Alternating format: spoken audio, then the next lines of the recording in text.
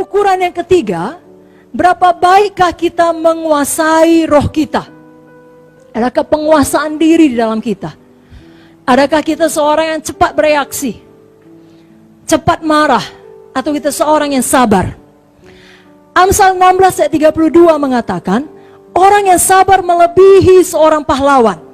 Orang yang menguasai dirinya melebihi orang yang merebut kota. Wow. Kita luar biasa berjuang untuk merebut kota kita bagi Tuhan, ya kan?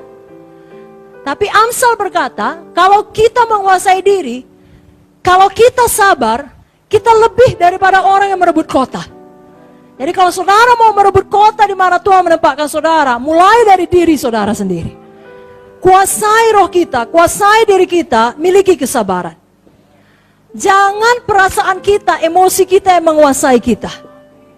Kapan kita sedih, kapan kita terluka, kapan kita kecewa, maka semua isi khotbah kita mengenai luka hati kita. Jangan demikian.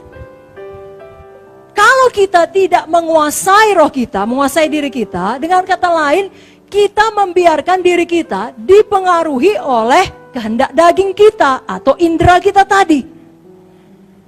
Kita tidak mampu mengatakan tidak pada kehendak daging. Kapan dia mau bertengkar, bertengkar. Kapan dia mau iri hati, itu semua kehendak daging, saudara. Jangan demikian. Kemampuan kita mengatakan tidak kepada dosa, kepada kehendak daging, itu adalah hasil dari kasih karunia yang Tuhan curahkan kepada kita, yang kita terima tiap-tiap hari. Jadi tiap-tiap hari melalui pilihan kita, kita dilatih, kita disiplin diri kita untuk berkata ya kepada firman, tidak kepada daging. Ya kepada Tuhan, tidak kepada keegoisan. Dan kelak Bapak Ibu Saudara, kita dipanggil Tuhan, coba kita pikir jauh ke depan. Kelak semua dunia ini akan berakhir, ada bumi yang baru, namanya Yerusalem baru. Dan kelak Tuhan akan pilih masing-masing kita sesuai dengan apa yang kita lakukan di dunia. Apakah kita akan menguasai 1 kota, 2 kota, atau 10 kota. Biarlah kita betul-betul dipilih Tuhan, kelak memerintah bangsa-bangsa.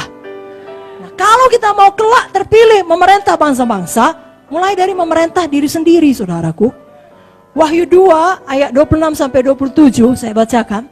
Barang siapa menang dan melakukan pekerjaanku sampai kesudahannya, kepadanya kukaruniakan kuasa atas bangsa-bangsa.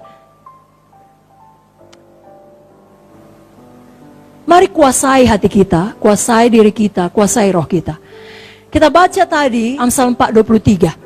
Jagalah hatimu dengan segala kewaspadaan, karena dari situlah terpancar kehidupan. Saudaraku, apa di dalam hati ini berasal dari apa yang kita dengar, apa yang kita lihat, apa yang kita baca, apa yang kita masukkan, itulah yang ada di dalam. Jadi kita katakan tidak kepada semua ikatan dosa, kepada semua kehendak daging. Katakan tidak kepada kemarahan, kepada dendam, kepada sakit hati. Kita adalah orang-orang yang dipenuhi dengan Zoe. Kita mampu menguasai diri kita dengan pertolongan Roh Kudus dalam kita untuk suatu mahkota yang abadi. Saudara bukan untuk mahkota yang fana, tapi untuk mahkota yang abadi, mahkota yang kekal, yang tidak dapat dirusak ngengat, tidak dapat dirusak karat. Tapi tidak mau melatih diri, jangan demikian. Amin, saudaraku. Biarlah kita memiliki Zoe, sifatnya Tuhan. Tuhan Yesus rendah hati, belajarlah kepada aku sebab aku lemah lembut dan rendah hati. Betul saudara? Maka jiwamu akan mendapat ketenangan. Dan Tuhan menentang orang sombong. Saya tidak mau ditentang Tuhan. Saudara pun tidak ada yang mau ditentang Tuhan. Kita mau kehidupan Tuhan nyata bagi kita. Kita mau Tuhan di pihak kita. Maka siapakah yang dapat menjadi lawan kita? Kalau mau katakan amin, katakan amin lebih kuat lagi. Dan orang yang rendah hati dapat diajari, saudaraku. Dapat dinasehati. Kalau istilah Amsal, dapat dikecam. Mari kita buka Amsal 9 ayat 8-9. 1, 2, 3 ya. Janganlah mengecam seorang pencemooh supaya engkau jangan dibencinya. Kecamlah orang bijak, maka engkau akan dikasihinya. Berilah orang bijak nasihat, maka ia akan bertambah lebih bijak. Ajarilah orang benar, maka pengetahuan akan bertambah. Saudaralah orang benar. Saudaralah orang bijak. Nah saudaraku, saya berdoa mengenai kesombongan ini, nampaklah perubahan dalam hidup kita masing-masing. Dalam hidup saya, dalam hidup saudara. Ya, kerendahan hati Tuhan menjadi milik kita. Saya teringat satu ayat, Roma 12 ayat 2. Semua kita tahu ayat ini saudara. Biar saya bacakan. Roma 12 ayat 2. Janganlah kamu menjadi serupa dengan dunia ini, tapi berubahlah oleh pembaharuan budimu, sehingga kamu dapat membedakan manakah kehendak Allah, apa yang baik, yang berkenan kepada Allah, dan yang sempurna. Saudaraku, kata berubah, kata aslinya bahasa Latin, Greek wordnya adalah metamorfosa. Dari situ datang kata metamorfosis. Jadi ulat itu nggak ada cantiknya, betul saudara? Tidak ada yang spesial.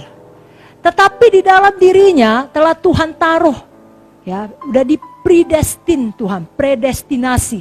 Jadi sudah ditentukan Tuhan, pada waktunya kepompongnya akan pecah, sayapnya akan keluar, dan dia bermetamorfosis, berubah menjadi kupu-kupu yang cantik. Dalam diri saudara sudah ada predestin, sudah ditaruh Tuhan, DNA-nya Tuhan, kerendah hatian. Hatinya Tuhan yang selalu rendah hati. Kalaupun hari ini saya masih ulat, saudara masih ulat, tapi tolonglah sama-sama kita bertumbuh, keluar kita dari kepompong kita, tahun depan jadi kupu-kupu cantik kita semuanya.